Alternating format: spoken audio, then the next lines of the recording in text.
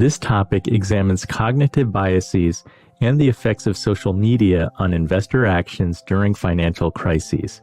Panic selling and herd behavior are prevalent biases where investors driven by fear or peer actions make suboptimal decisions that can exacerbate downturns. The advent of social media has intensified these behaviors by accelerating information spread and amplifying emotional responses, thereby increasing market volatility. Observations during events like the Silicon Valley Bank collapse and the COVID-19 pandemic underscore the impact of these psychological dynamics. Understanding these biases is crucial for better financial decision-making and achieving market stability.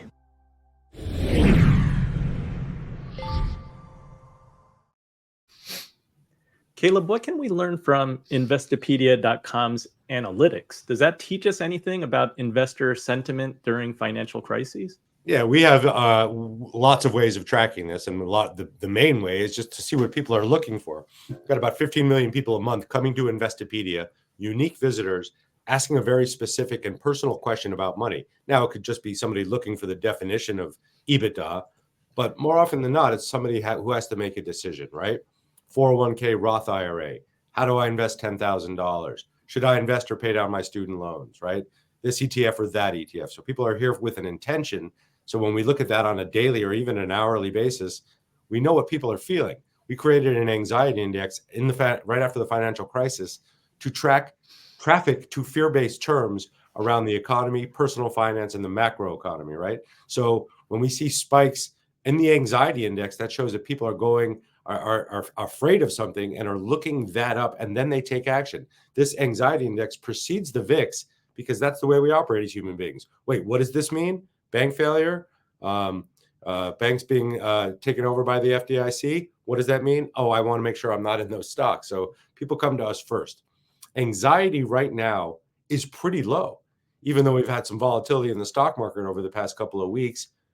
Generally, individual investors feel pretty confident as they've been in a long time, but they're not confident by and large about their personal finances. So we see spiking searches for personal loans, for bankruptcy protection, for should I tap my 401k. It's not off the charts. It's just bubbling right now. And that's the type of thing we pay attention to. If people don't feel secure in their personal finances, the thing that usually ends up suffering beyond the household expenses and the budget and the cuts they have to make is further additions to their portfolio. Right now, we're not at that point yet, but we're starting to hear a louder and louder drumbeat. So how can you have a stock market at or near record highs, an economy on a headline level that looks pretty strong, but people across the country feeling like it's not strong at all and are worried about their home?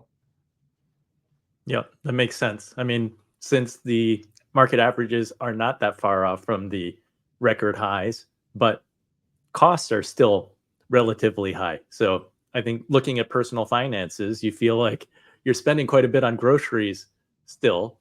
But the good news is that people tend to feel better right now because their 401k balances are healthier than they were. The wealth effect is real. And when people feel wealthy, whether it's because of the 401k balance or their neighbor sold the home down the street for a much higher price than expected, that's real. And we love spending anyway. So it just gives us more reason, those that can, to keep spending, and those that can't keep spending anyway. And that's why we have record credit card debt as well. Yes. Chris, can you cover some common financial missteps that individual investors make during market panics, and how can they avoid them? Well, I mean, simply, most people buy high and sell low. But I mean, I think it all comes down to like the Warren Buffett famous quote, be fearful when others are greedy and be greedy when others are fearful. I think it sounds very simple, but it's difficult to execute. I think we do have to have a disciplined investment philosophy, and we're all emotional beings. So if you can control your emotions on the ups and the downs, I think you're going to come out better. But that it's definitely a challenge for sure. I think even on the greedy side, when you're making a lot of money, it's hard to take profits. And there are times where you definitely want to be booking gains. I think on the other side, you do want to be buying when people are panicking, but you also have to have the funds. So unless you are taking maybe a defensive position at the tops of the markets, or sometime you are booking gains, you don't have the cash on the sideline to implement when people are panicking. So you do have to make sure you have an investment process that you're following, and you don't panic when the markets are selling off and in the red. And when there's a big bear market, you should probably turn off your Quotron, or not read the newspaper headlines, because that's just going to trigger you. Avoid social media, that's for sure. That's a sign of our age. Is there a Quotron anymore? I don't think so. Probably not. Gary, when it comes to market crashes, how do the responses of seasoned hedge fund managers differ from the average consumer, since that's a world that you've been in? I think there are two things that are really different. One is, let's go to what Chris was talking about before. When he was managing money in a particular place, they said, look, you got to be 100% long all the time, or very, very close to it. I think one of the great things about the hedge fund side of the business is we're willing to change exposure, and very quickly, depending on the environment. Amateur investors tend to not change their strategy for the environment. They don't make different decisions. Whereas I can look at something and say, yeah, this is a disaster. I'm going to reduce exposure. I don't need to be 100% long. Or there are times, I can just short things. I can short the market. I can short individual stocks. I can take bets that will benefit from higher inflation or higher interest rates or a market downturn. There are all kinds of things you can do to protect your portfolio if you're willing to not be 100% long all the time. And I think that's something that's really important, being willing to change your strategy a little bit. The second area where we might be a little bit different is decades of being in this business. It doesn't teach you, nothing teaches you to emotional control. You can't control the fact that you might feel anxiety or worry, or that horrible feeling where your stomach feels like it's coming up through your throat. Losing money is horrible. But as a professional investor, you learn to quiet that voice and focus on valuation, on market conditions, on what do we do next? Do we realize this loss? Do we add to this position? And it's okay to have those feelings. When people say, what keeps you from sleeping at night? Or how do you sleep all night? Like, it's not my job to avoid being worried. Part of my job is to accept the fact that running money, managing money, being responsible for other people's financial well-being, you should have worry at times. But the real professionals can put aside those feelings and say, okay, leaving aside the fact that I feel anxiety right now, what should I be doing? And that takes decades of practice and control to be able to do that. Yeah. Gary has to do something. Andy, you guys have to do something. You're professional investors, or you're running money for other people. Most 401k customers or IRA and people that are just contributing passively to their retirement accounts and their investing accounts, they don't have to do anything, right? We can just stand there, as John Bogle says, and just let it happen. Or we could buy when we feel like the market's sold off enough. But people feel compelled to do something, and I think financial media has a lot to do with that. And I'm guilty as charged. I work in this business for a very long time. But we treat the stock market, especially on TV, like it's a football game, right? Like it's the Super Bowl. The pregame, the kickoff, the first quarter checkup, the market check, the halftime show, 1 minute, hour till closing bell, last minutes of the closing bell, the post game. Like, you have to do something. No, that's entertainment.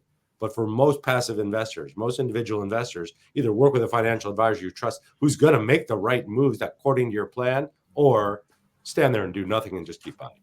So, Caleb, I think that's a great point. I would just relay a story that I heard over and over again in 2022.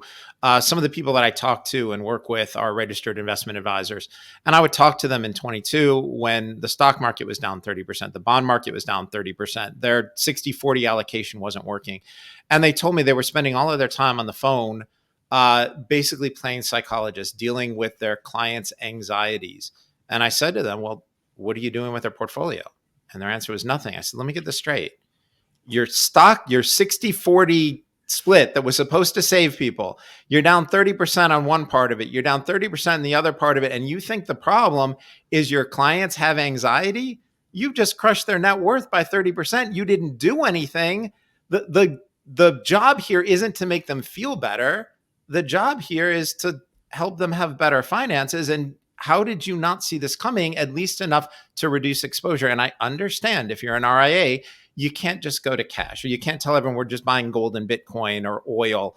I get that they have risk controls that they have to live within, but they just rode this all the way down and somehow thought the problem was that their clients were upset. No, the clients were upset because these people, these professionals weren't doing their jobs. So I agree with you, but I do think, and you're right, the stock market should not be treated like a football game.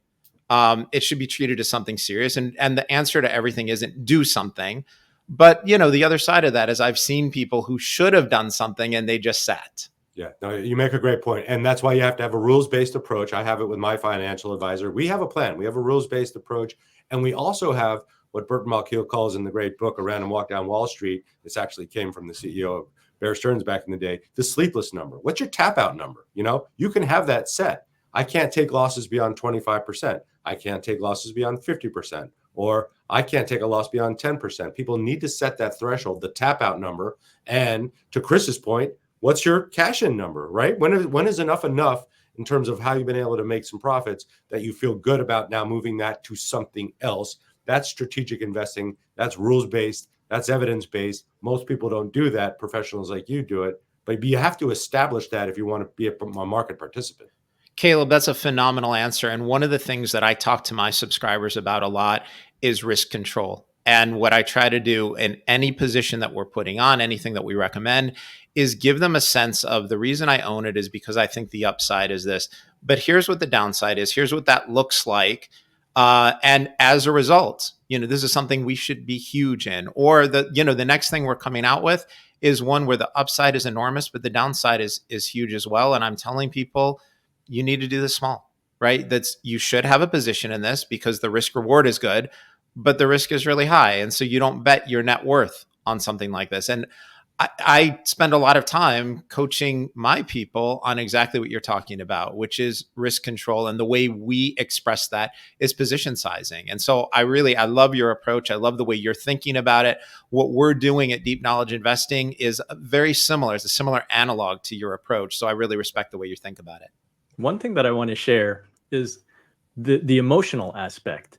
And as Caleb talked about, financial news on TV tends to stoke your emotions, which is why so many financial advisors and professionals that I know, they have the financial network on, but they have the volume off because they're like, if I listen to the sound, it just gets me tense and excited.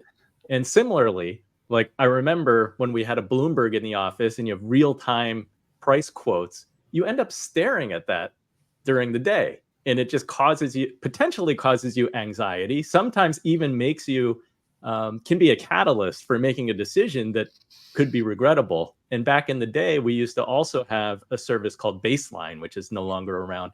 Baseline used to update once, like overnight. So it was daily pricing. And we found that we did our best research, our best work in clear thinking, looking at Baseline because the prices weren't flickering green and red. Like it wasn't distracting. You're just looking at it. We're looking at earnings. We're looking at the balance sheet. And we felt like we could make better decisions when things were quiet versus having a lot of noise and distraction. Let's move to segment 4.